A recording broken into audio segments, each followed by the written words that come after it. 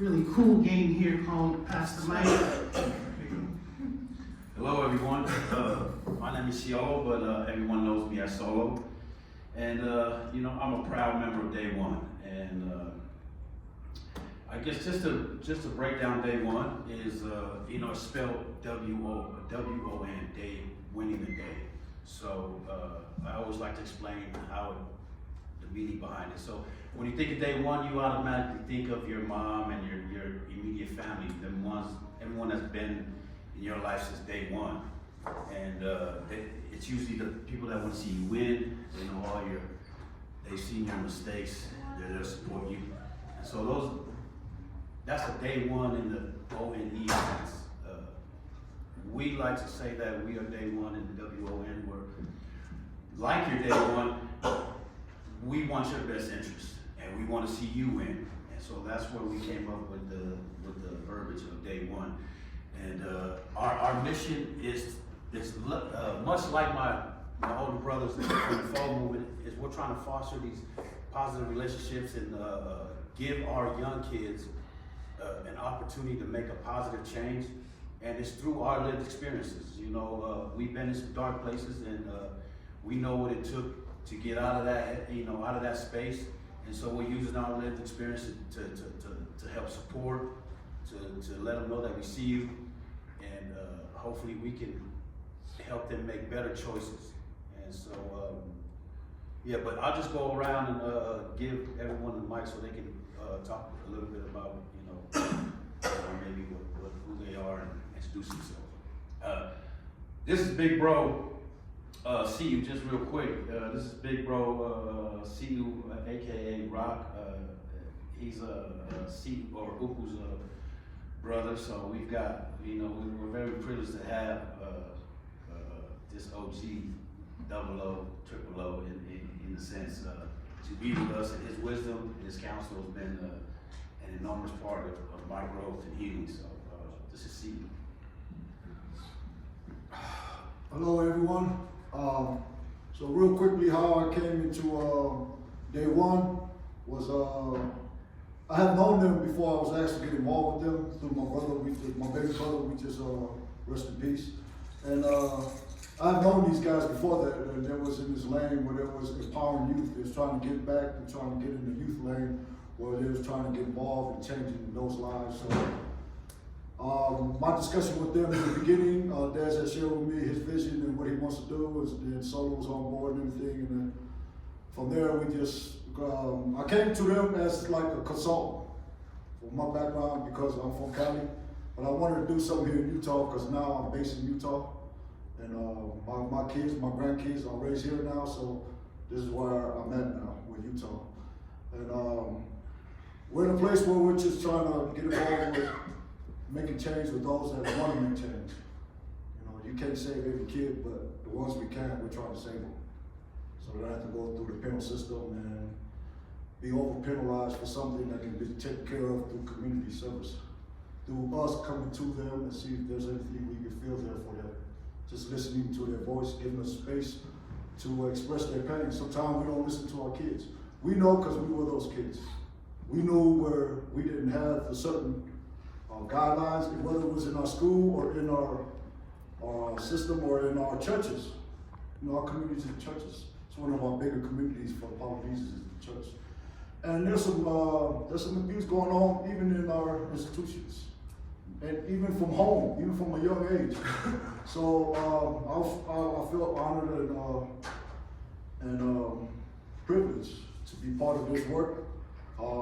Like I said, I came on as a consultant. They asked me to come on board, and here I am. It's a lot of work. We're consulting with, and we're consolidating, and we're collaborating with the DA's office, Sim Gill, and his office, and he brought in the law enforcement, which is one of the problems with the issue. And so the prosecutor's office is working with us. They asked us to come in there and try to come with a solution for the community, for our people, for our kids, our youth. And that's what I love about Day One. Des, and also the rest in peace. So my tradition, like, I believe we don't name people once they pass on. We just talk about who they are, but not their name, title, or more. They rest in peace. They move on to a better life. So I follow that tradition. It's why our name. people personally I lost in my life, I just tell you about who they are, like my baby bro or my mom or whatever. So anyways, moving forward, I'm pleased to be here, representing Day One. I haven't met the Big Tar staff yet, or Susie. I'm sorry, Susie, I haven't met you yet. I haven't got around yet. Schedule, we're going kind of fast. We're picking up traction with what we're doing. We're getting involved with the right people, bringing the right pieces together to find the healing, the solution to what we're dealing with. And it's in this early stage. I don't want to go into details that we haven't really sat down and come up with a solution to it all. And it's not going to be perfect in the beginning. We already know from our status and who we are and what we've been through, the streets going to give us some problems. You guys know that already. Our kids are on the streets. Maybe the generation is closer to them. Like for me, I'm in my 60s. I'm so far removed from that generation. It's like, I can only relate to Solo and Dez and them because they were the generation after us. My brother Ubu, that generation is in the forefront. If you look at all Wall Street, look at all corporate America, that age of 55, 50, close to 60, that age, that's the center front and center of leadership of our communities, of this country, in all walks of life. It's that age group, and that's these guys. So I'm there just like as a mentorship for them.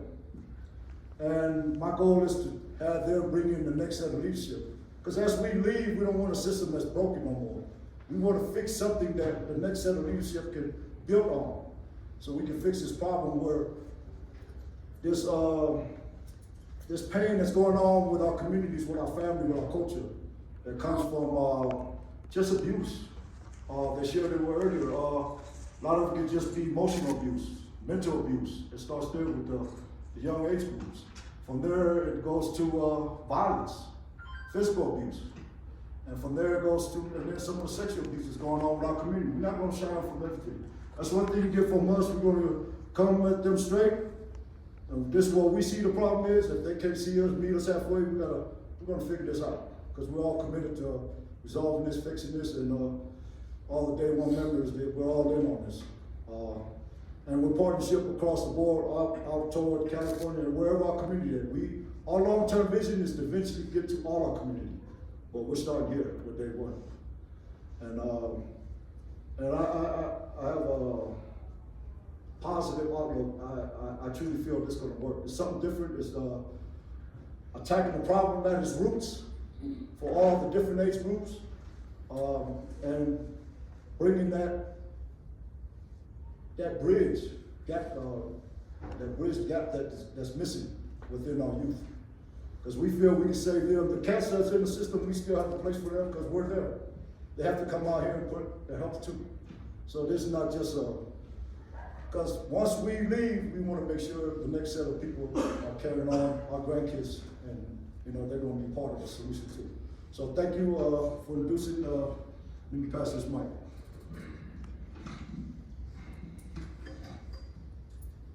Good afternoon, everybody. My name is Gonga Naya Jr., and I'm 56 years old. I just got out from doing 10 years here in Draper. I'm on parole. Today I'm on parole 2 years now. And what brought me to Day One is because these youths was here when I was doing the time. They were there for my kids. They were the father that I wasn't when I was locked up. They were there. They took care of my kids' needs. I feel I need to come back and help them support and push the movement because I poisoned these streets long enough. A lot of the youth that I talk to now, they hear my name, they say, man, you're a legend on the street, but man, you don't know what the legend took to get that name. This is what I went through. There's a lot of trauma that I had to deal with that kept me going in and out of the system since the age of 13. From California to here, I've been doing this since 13, going in and out of it like a revolving door. But this 10 years right here, I decided not to serve the time they gave me. I decided to do the time. Work on me as a father. Educate my mind. Be a smarter person than I was. Heal some of their wounds. And that's why I'm strong enough to come out here and deal with my family. Get my family back. Slowly, my kids, I didn't have no relationship with my kids. because they hated me because I was never around. I was in prison. But today, I have a respectful relationship with my kids. That opened the door for me to even talk to them, you know. Dealing with my problems on the inside gave me the strength to come out and face my kids, my grown kids. I have grandbabies now. I got 4 grandkids and 1 on the way. All I can do is try to make a better community for my kids. That community is what's raising my kids gonna be walking around in the future. All I can do is try, you know. I can't change the world, but if you don't try, you don't know, you know. So I appreciate you guys for listening. And this is Mason. Good afternoon. I feel privileged to be here. I probably look like a mini Polly, but I'm Cambodian. I'm Cambodian, but you know, for us, I spent the last 24 years in federal prison in the high security level, and inside the penal system, the Asians and the Nepali, we ride together as one car. You know, and growing out here in Utah, I have a lot of Boko homies, a lot of Uso homies, and I don't really see a difference between, you know, between the Asians and the Islanders. We all go through the same trauma.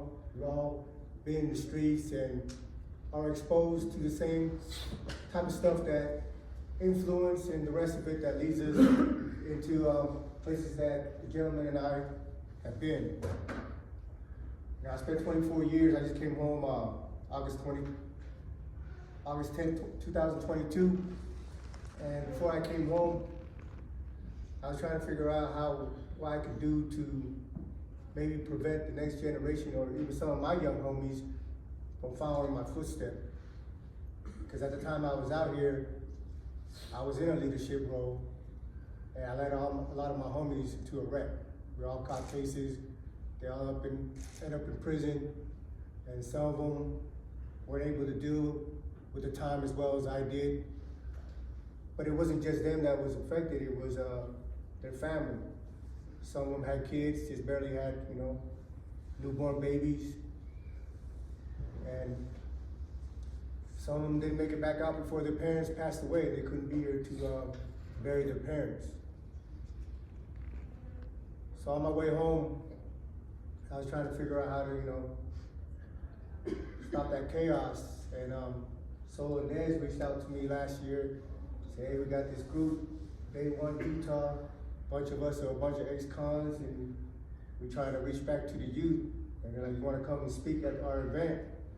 I was like, yeah, I didn't know how I was gonna do it, but they opened the door with me, and I've been running with these guys ever since. And I'm really honored to be here with you guys, because every day that I'm with them, we keep in touch every day, and every day they put in the work. There's a lot of things that go on behind the doors that nobody knows about, that these guys show up to people's houses, show up to the neighborhoods, and yeah, I'm inspired by them, and I'm proud to be a part of it. Thank you.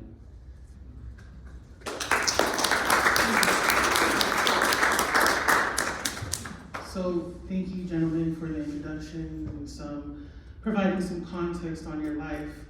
I want to ask if anyone can answer this question.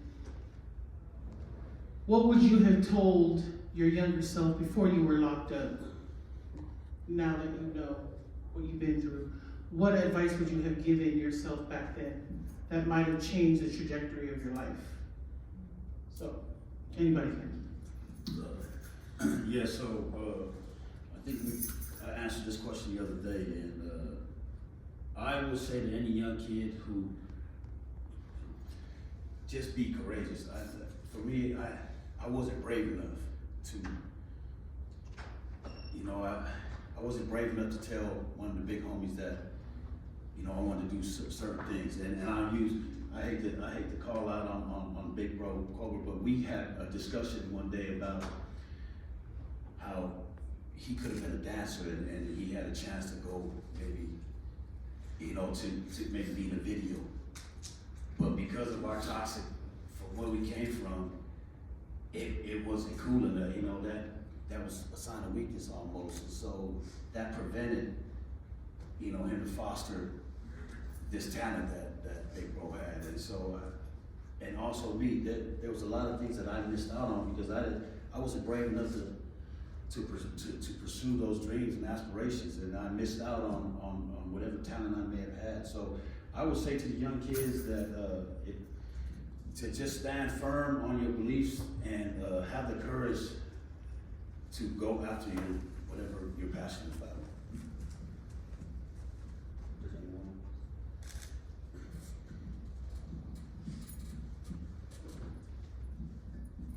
Well, for me, if I had somebody like Day One when I was growing up, you know, encouraged me to do the right thing, I probably wouldn't be here right now. You know, encouraged me, and because I turned to I come from a family of 7 of us. There's 6 girls and I'm the only boy. So I turned to the streets for brotherhood. That brotherhood became a gang in Santa Ana. You know, I understand where the problem is. Because I ran around in those same streets. And my kids, they were all born here in Utah. They don't know what that life is. I would tell them, hey, you're not cut up for that. This is where I brought you here for a better life. Get away from there, you know. That's what I would tell them.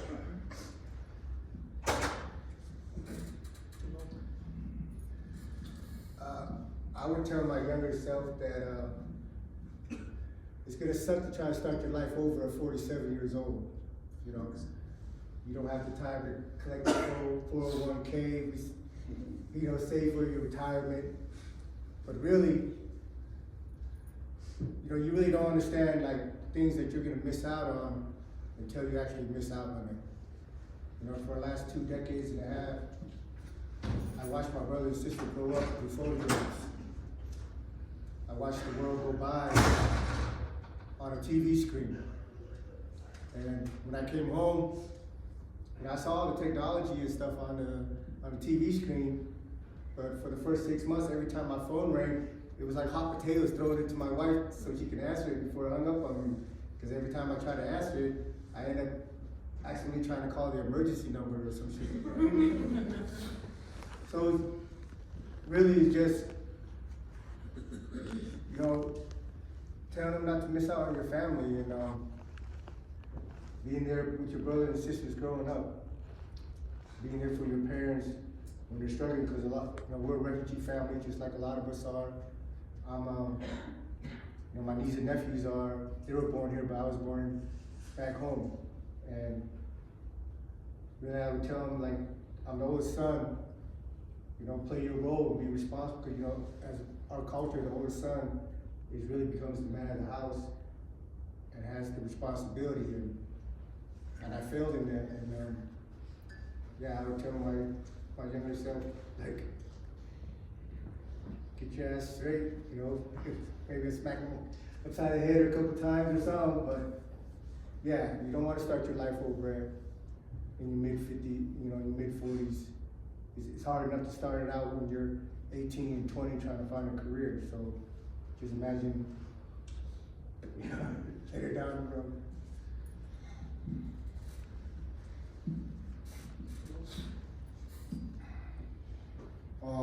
If I was to have a chance to tell my younger self, I would do better. I mean, I was told at a young age, live your dream. Do what you're passionate about. Follow your heart. I was told all those things. And that's what I did. I mean, it was the wrong choices, but for me, I need to go through that to find myself. So I would not neglect kids from my perspective. And knowing that's how I feel, I would not pass something different on to the next generation. I'll tell them, look, but make sure you understand what you're passionate about. Make sure you're willing to go through that journey. Make sure you're willing to pay the consequences for certain decisions. You know, but for me and the work we're doing, empowering the kids, the youth, is about that. It's about, because a lot of youth growing up don't feel fit in nowhere. Most youth are like, man, I want to feel belong, sense of belonging, sense of belonging. And that's what happens. We don't give them that space or a platform or somewhere where they can express themselves who they truly are. so they can go after, you know, and then if they got some little distorted dreams like I did, it's okay too. But be willing to pay the price for it if you go take that route. You know, because that's not an easy route. A lot of people don't come out the same. I was blessed because of my upbringing. I had good family. I had all the good stuff. I mean, most people that went my journey had broken homes, had excuses why they were in prison. I didn't have those problems. I had a good home. I come from good parents. So you go find kids that come from good structures. You know, we didn't experience nothing but physical violence. It came from our culture. It's called abuse nowadays, but it's just discipline, you know? My bad. I didn't mean to put the older generation in. But I think for me personally, when I look back in my life, I seen where my parents wasn't raised here, and for them to come home, and we kept to come home to this family home meeting, and they're telling us about a life that we don't experience on the street. It's like, I'm confused here. This is not what I'm experiencing outside this home. So for as a kid, you know, you gotta be realistic, kid. Now, in saying that too, we was raised here. We don't have no excuse how we cannot pass the correction on. We have no excuse to get involved in their life, no matter what age group they are. In, you know, the first 12 years, the next 12, 20 years of their life, you know, whatever part of their life they're in, we have no excuse to be involved in their lives, you know, as far as from my perspective. So I would tell myself like, hey, I know you made some bad choices. It's a good thing you made it out of there, and go share your story, help save some lives, and change your trajectory. Get back a little bit, you know? Because in life, we leave this life as a legacy. When you look back, what has your legacy looked like? As a parent, as a grandparent, as a community leader, you know, what does that look like for you? What are you leaving behind? And if you're not part of the solution, you're part of the problem. Maybe you need to get inside this peace circle, this healing circle, and maybe we can heal you. Even though you're in your 40s, 30s, this stage of your life, maybe you still need it. Maybe you missed something along the way that wasn't there for you. Maybe you're contributing to a problem, passing on this abusive culture of talking down to the kids, belittling the kids. Instead of, you know, the mothers don't do that, we do that. I know that from my culture. The guys, we're hard on our kids, we want them to be rough. We think we're giving them tough love, but sometimes tough love don't work for all the kids. You know, some kids are a little more sensitive. You know, let's address those issues, you know, let's be real to them. Always be honest with kids. That's the best way to connect with kids. When they see that you care about them authentically and you walk with them, you know, there's some saying, walk a mile, see a mile. You know, what that looks like with your kids, your grandkids. You know, so all these things we picked up as adults, you know, we don't come back and bring that nurturing back home, you're just part of the problem.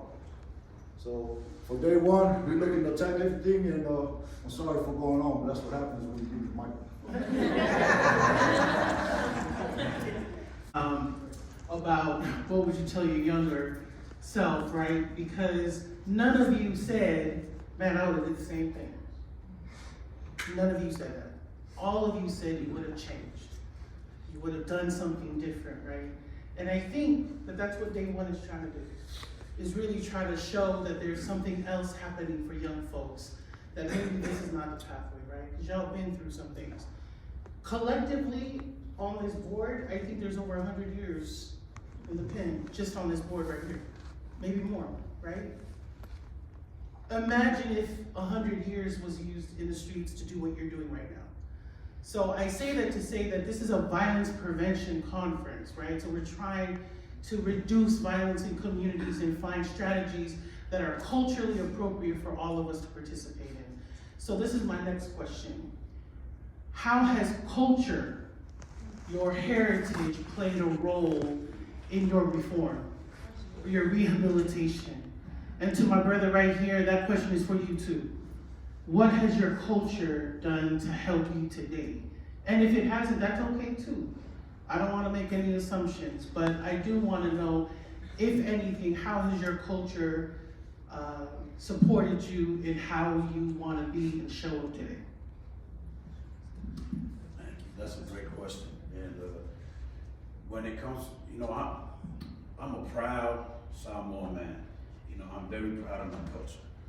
And so when I think about the values that my culture has brought in my community, I think of the Fa Samoa, I think of the Aiu, I think of the respect. I think of our natural healing process before colonization, before, religion came to our island, all these indigenous practices we had, So I'm very grateful, and the way that's helped me be resilient is, when it comes to my hyena, I've got great family support. They give me amazing strength. And like Big Bro said, even though we were making our mistakes, we always had that foundation of hyena. My parents were hardworking immigrants. They were doing the best they can. And to this day, that I fall back on those teachings, and I think a lot of us, do. So I'm very grateful for my hyena. When it comes to like the respect part of it, a lot of us, we grow up with disrespect, and it can be really toxic in our culture.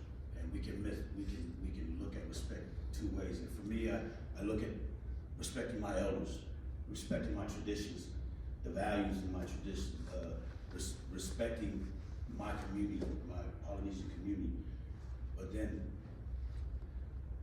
sometimes it's toxic in a way where, and I don't want to call out any generation, but I think we really do need to have a serious talk about the abuse that happens and how we are raising our kids. And now a lot of us look at it as just saying, oh yeah, I got beat up. You gotta understand what you're saying. You got beat up. And we took it a certain way. We said, well, we're just getting disciplined. And it's so sad to hear that. And what happens to some kids, they might take it and G it up and like, all right, I had that coming. Some kids though, they don't know how to navigate through that. So they leave the house. They take it on the first person they see. And I noticed that locally with our Polynesian communities, that's why a lot of our young men are so violent.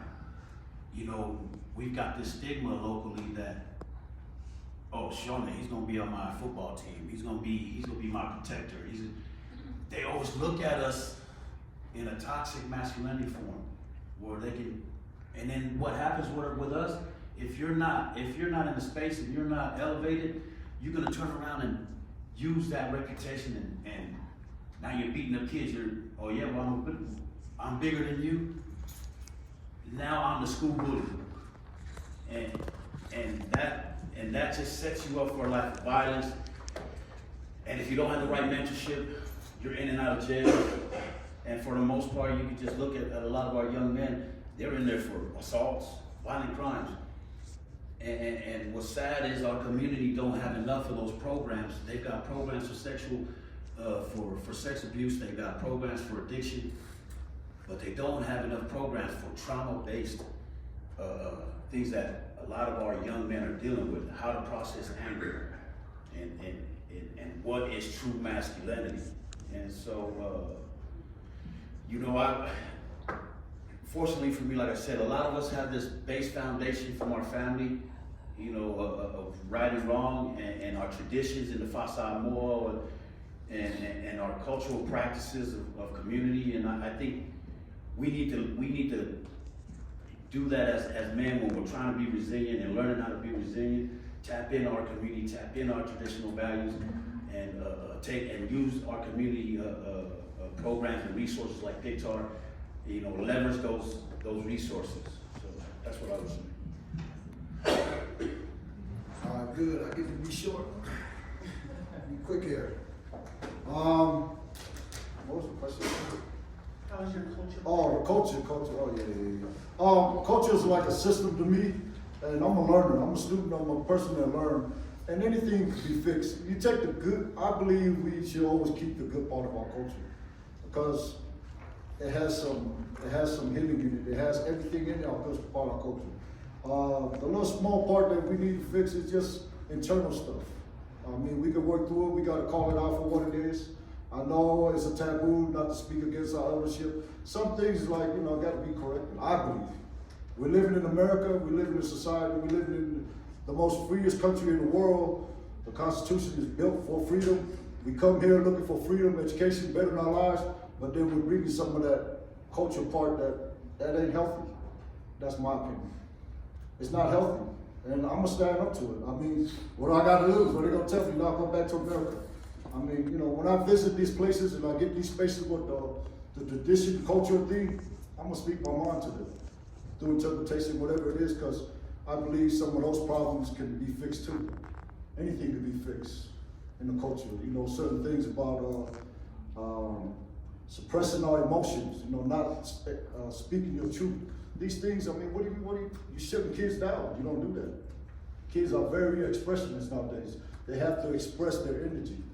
They have to tell you how they feel because they're dealing in American society. Now, Samoa society, we're out here dealing with everything. These kids are not running around in Samoa where we don't have these issues. Yeah, they got some issues there, but this is different. The streets here is different. And because of our experience, we can personally tell you if we don't correct some of these things,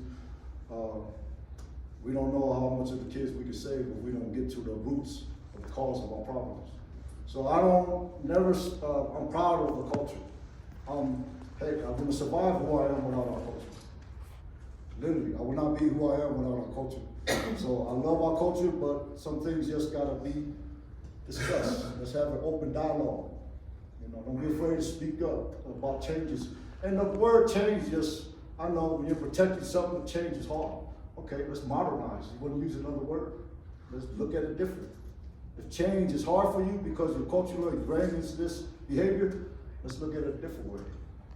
You know, we're trying to heal here our kids and we're moving forward. We're looking at 50 years from now. We're not looking at 50 years from Samoa, where we came from. We're looking at the future of our kids. So with that, thank you.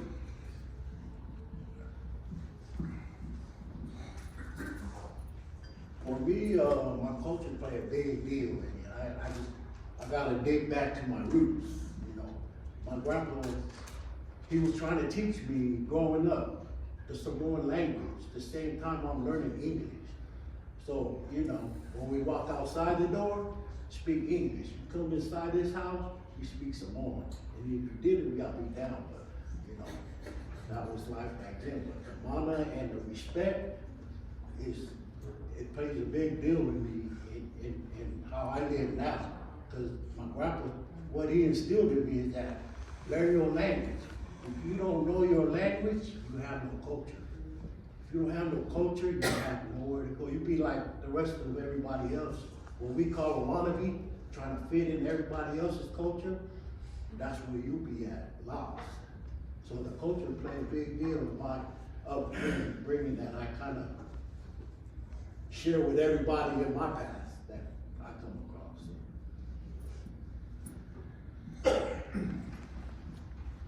I think there's a difference between our culture and the way we grow up, you know, or doing things that are acceptable.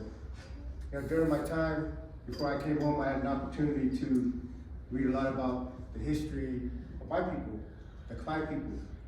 You know, everything is under China used to be the Khmer Empire.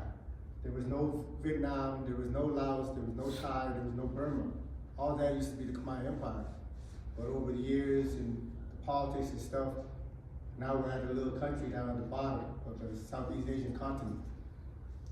But going back to your question, like what role did my culture play in helping me get back? You know, Buddhism, you know, people look at it as a religion, but for us, it was a way of life. You know, and in Buddhism, I wear these beads. It was given to me by a friend of mine back in 2006 when I was in Beaumont. And you know, growing up here in America, I really didn't understand everything about my culture because we were sponsored by the Mormons, and our family grew up Mormon. And so, growing up, I followed those traditions, and obviously it didn't, you know, it helped a lot of people, but it didn't work out. It didn't work out for me. So, through the history, through studying these things while I was locked up, I started just trying to find out where I came from, what my culture is about, and I started diving into Buddhism a little bit. And Buddhism is about pursuing your own personal enlightenment, about bettering yourself. You You know, you're not looking for an external source to come and save you, but it's empowering you to save yourself. So, for me, you know, that's what helped me, just trying to understanding that, you know, no one else is living this life with me. No one else is making the decisions with me, and at the end of the day, I have to answer to all these decisions. So the only way I can change is if I do it myself. You know, there's no extraordinary circumstances that's gonna come down and say, hey, you know, your life is gonna be better. You have to put in the hard work. And as far as culture, you know, with the gang life, there's a thing like the homies. We develop like a love for each other. Though we put it in a negative way and we were doing destructive things with it, but our bond, being in the trenches and going through things, for some of us is unbreakable. And with that culture I found with these gentlemen have been in the same places that I've been at. They, you know, COE's, you know what I mean, he's done that way before me. But it's just, we have that bond being in that life, and when I came home, for me, this is our culture right here. A brotherhood that wants the best for each other, and this is the support that I lean on every day.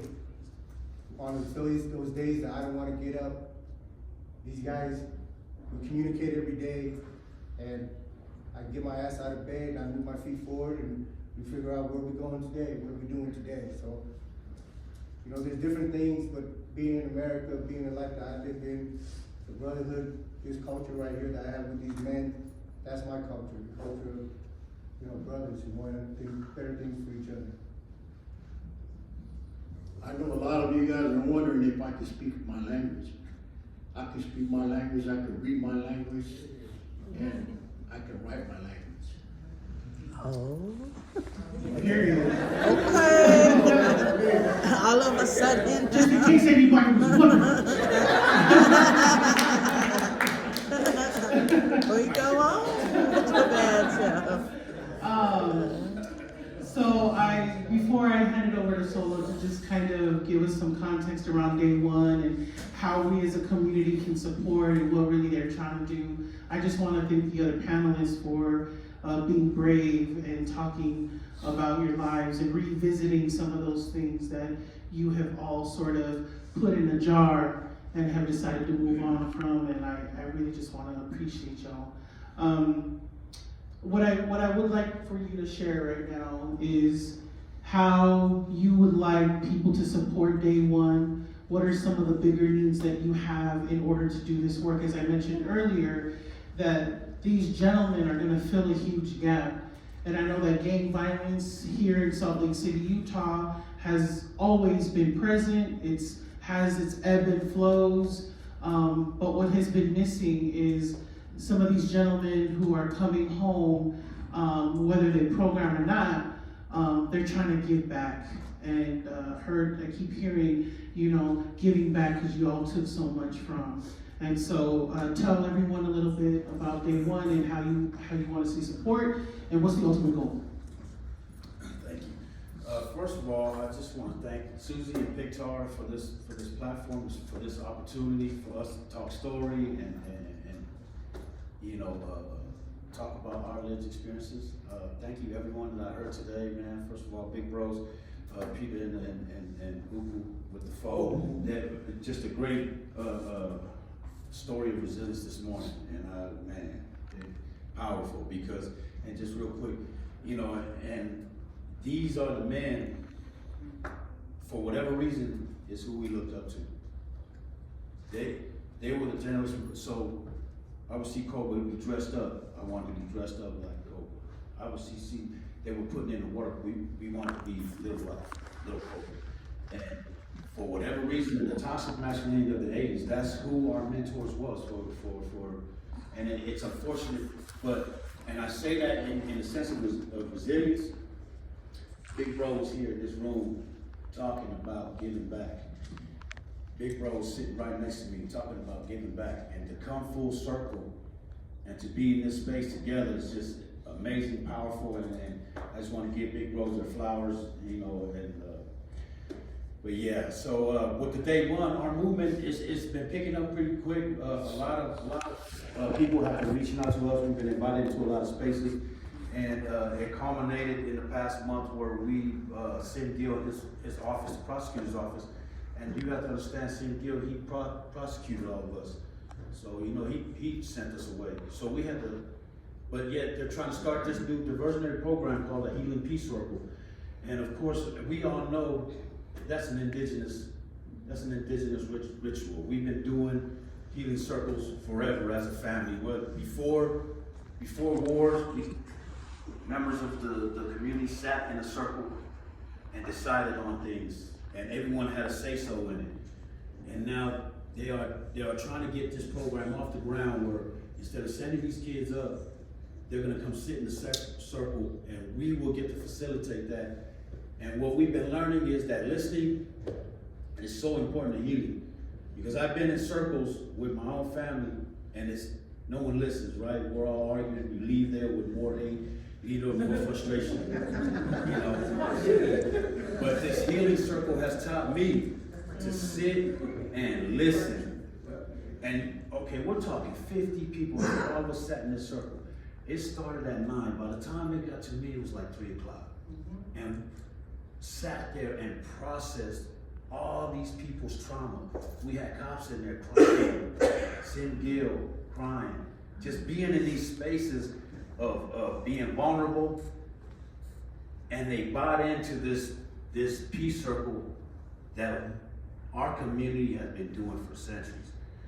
And man, I'll say, I ain't never hugged the police. I hugged a police officer yesterday.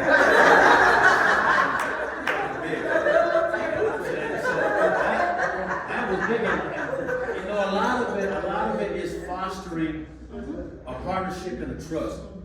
And the one thing that took away from the Peace Healing Circle is you can.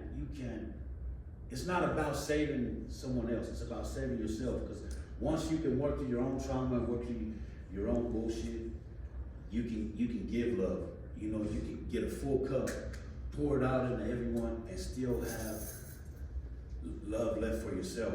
And so the Healing Circle, we feel, is going to be a game changer for our youth. And so that's one of our biggest things going on right now. And then we've been invited into the prison to be mentors. And then we will, thank you.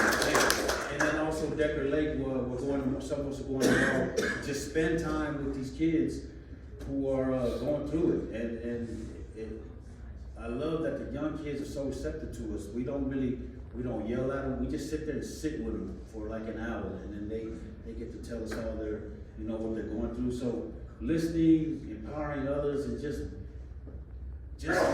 listen to our young people. Let them have that space. Let them talk. It heals.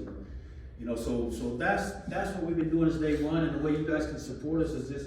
You know, we don't have a nonprofit track, but you know, we have a Facebook group, and where we have a lot of information and resources for the community. So shout out Pictar for always sending us resources like Food Bank and Kava Talks and all these resources that we as a community can lean on and leverage and use to to help each other. So that's what we do on our Facebook page, is share resources. And then our IG page is more like motivational and things to just help folks get by. So but with that, I'm just so proud of all my friends, all my brothers, and I'm so our life stories have been so impactful, and we are leveraging those life stories to make a real impact. And me and Peter was talking earlier about degrees are great, and I respect folks who have worked hard in school. But we have to create a partnership, not with just social workers and people with degrees, but people with lived experiences, because that combination is so big for our young people. So I hope that we all continue to show up for each other, and I hope that we foster more positive relationships, and I look forward to all the changes that are happening in our community. So thank you.